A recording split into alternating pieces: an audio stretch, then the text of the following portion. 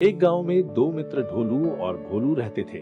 भोलू बहुत धार्मिक था और भगवान को बहुत मानता था, जबकि ढोलू बहुत मेहनती था। एक बार दोनों ने मिलकर कुछ जमीन खरीदी, जिससे वह बहुत फसल उगाकर अपना घर बनाना चाहते थे।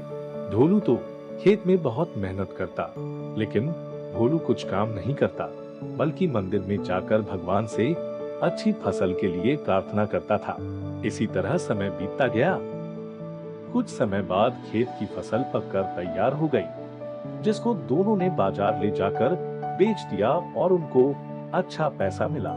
घर आकर ढोलू ने भोलू को कहा कि इस धन का ज्यादा हिस्सा मुझे मिलेगा, क्योंकि मैंने खेत में ज्यादा मेहनत की है। यह बात सुनकर भोलू बोला, नहीं, धन का तुमसे ज्यादा हिस्सा मुझे मिलना चाहिए, क्योंकि मैंने भगवान से इसकी प्रार्थना की, तभी हमको अच्छी फसल हुई। भगवान के बिना कुछ संभव नहीं है। जब वह दोनों इस बात को आपस में नहीं सुलझा सके तो धन के बंटवारे के लिए दोनों गांव के मुखिया के पास पहुंचे। मुखिया ने दोनों की सारी बात सुनकर उन दोनों को एक एक बोरा गेहूं का दिया, जिसमें कंकड़ मिले हुए थे। मुखिया ने कहा कि कल सुबह तक तुम दोनों को इसमें से गेहूं और कंकड़ अलग करके लाने हैं, तब मैं निर्णय करूंगा कि इस धन का ज्यादा हिस्सा किसको मिलना चाहिए।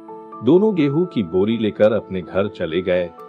ढोलू ने रात भर जागकर गेहूं और कंकड़ को अलग किया, लेकिन भोलू गेहूं की बोरी को लेकर मंदिर में गया और भगवान से गेहूं में से कंकड़ अलग करने की प्रार्थना की। अगले दिन सुबह ढोलू जितने गेहूं और कंकड़ अलग कर सका, उसको ले जाकर मुखिया के पास गया, जिसे देखकर मुखिया खुश हुआ। भोलू वैसी की वैसी बोरी को ले जाकर मुखिया के पास गया। मुखिया ने भोलू को कहा कि दिखाओ तुमने कितने गेहूं साफ किए हैं। भोलू ने कहा कि मुझे भगवान पर पूरा भरोसा है कि सारे गेहूं साफ हो गए होंगे। जब बोरी को खोला गया तो गेहूं और कंकड़ वैसे के वैसे ही थे। जमींदार ने भोलू को कहा कि भगवान भी तभी सहायता करते हैं जब तुम मेहनत करते हो। जमींदार ने धन का ज्यादा हिस्सा ढोलू को दिया।